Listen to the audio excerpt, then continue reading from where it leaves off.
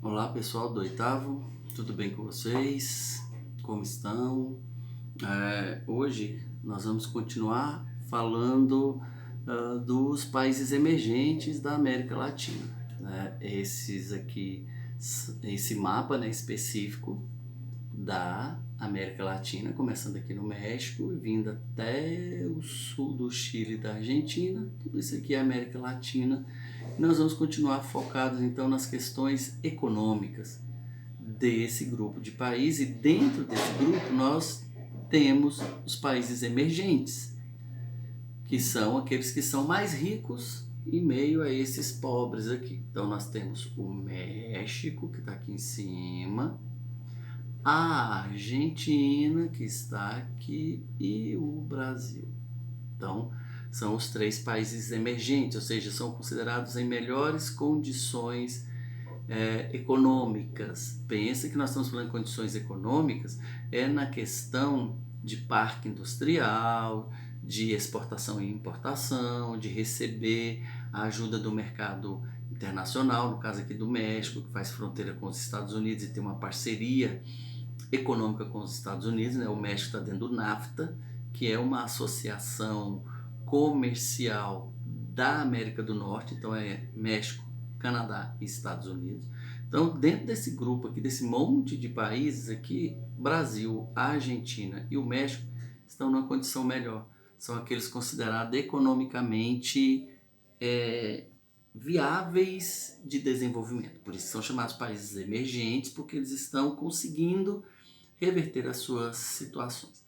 Não estamos falando aqui de questões socioculturais, tá bom? Dentro das questões socioculturais, realmente, nós temos países que têm uma estrutura melhor, universidades melhores, rede hospitalar, mas não tem a visibilidade, a atração que o México, o Brasil e a Argentina possuem, que é o que a gente vai ver então agora. Bom, primeiro nós vamos entender que o mundo passou por várias revoluções industriais. Tivemos a primeira revolução, a original ou clássica, tivemos a segunda revolução, que é no final do século XIX, começo do século XX, quando a máquina a vapor é substituída, aí surge o petróleo como fonte de energia, surge a indústria automobilística nos Estados Unidos.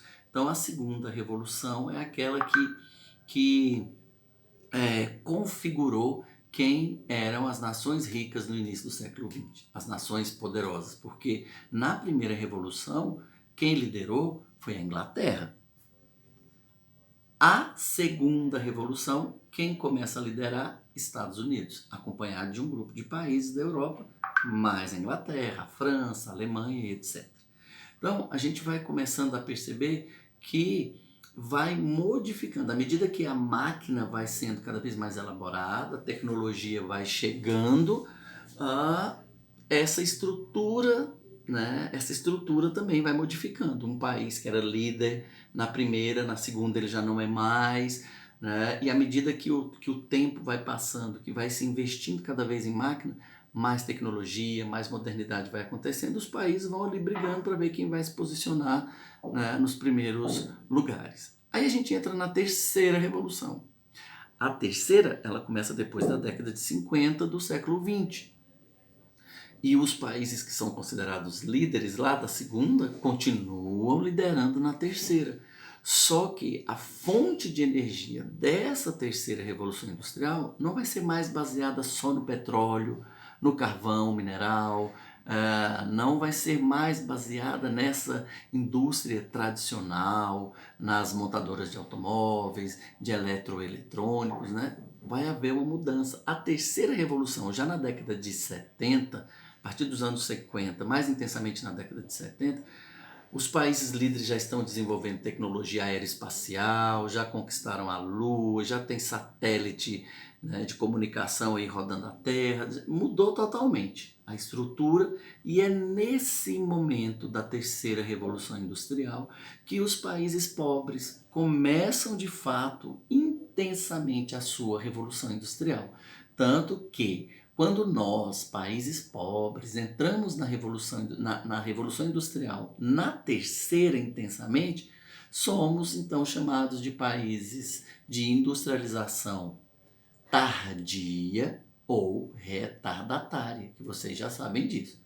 Então, o que vai acontecer? Estados Unidos desenvolvendo foguete, Brasil montando automóveis. Estados Unidos lançando satélites de comunicação para aprimorar a distribuição de imagem. Está lá o México caminhando ainda nas suas indústrias tradicionais de eletroeletrônicos, e assim também com a Argentina. Então, a terceira revolução para nós é o início dessa revolução, e tem países que neste período ainda estavam lá com as beneficiadoras de grãos. Ou seja, aquilo que o Brasil fez lá no final do século XIX, começo do século XX, tem país que começou a fazer na década de 70. No final do século XIX, começo do XX, o Brasil já estava lá com as suas tecelagens, produzindo em São Paulo, buscando algodão e transformando em fio, e aquelas grandes tecelagens de São Paulo no início do século já produzindo. Mas outros países só começaram a fazer isso na década de 60, na década de 70. Então, cada revolução industrial tem as suas características. Países pobres entraram na revolução agora na década de 50, na terceira. Por isso somos retardatários.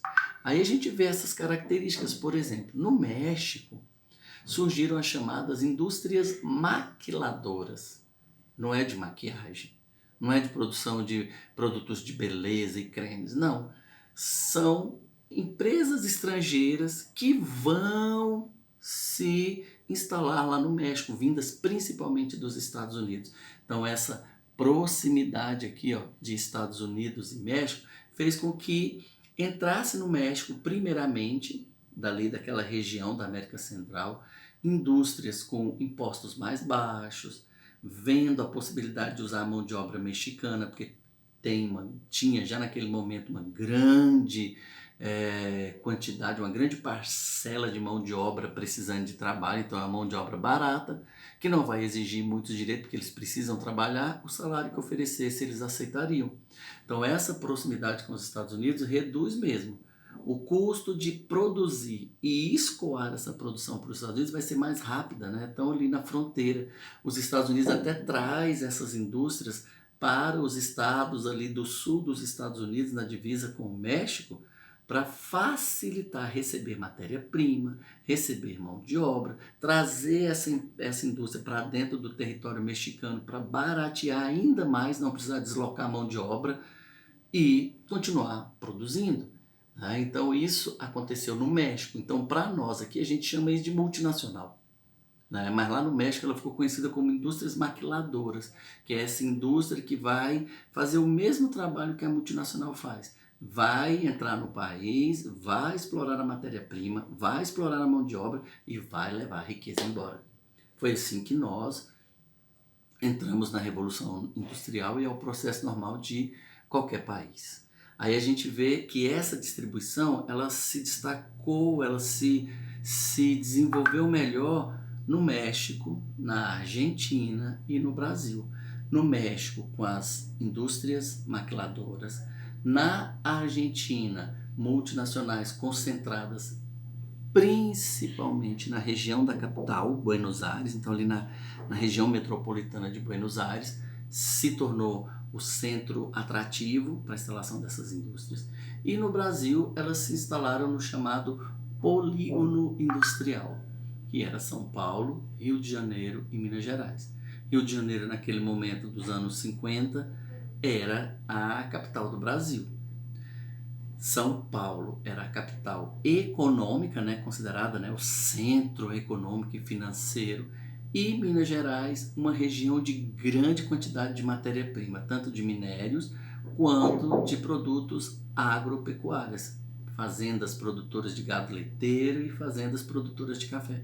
Então se tornou ali o polígono, ou seja, uma região, eu acho que tem até uma imagem aqui.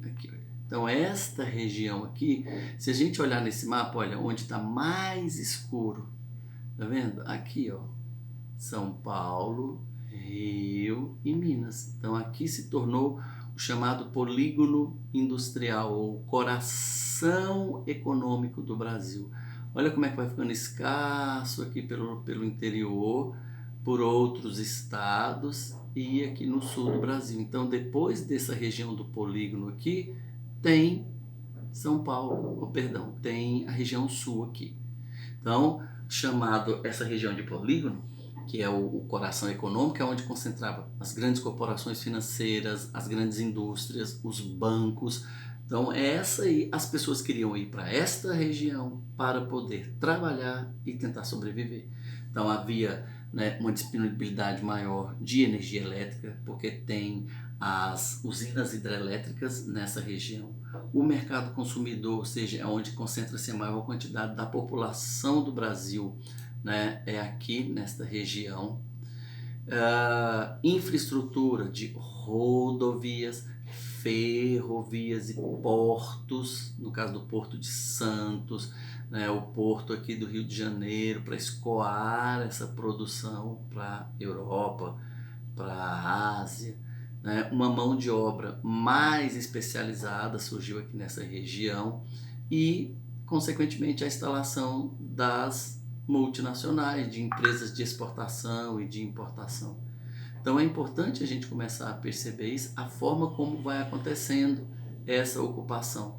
Então isso gera o que a gente chama de concentração industrial, né? A concentração tanto vertical quanto horizontal, e essa integração. A integração pode ser tanto complementar quanto lateral. São características para identificar por que o Brasil, o México e a Argentina se tornaram então áreas atrativas à instalação de indústrias, e nos últimos anos, né, no caso dos anos 2000, uma indústria moderna, uma tecnologia de ponta, aonde há a inovação tecnológica já dentro desses mercados. Enquanto que outros países latino-americanos aí nem desenvolveram ainda a agricultura tradicional, indústria tradicional.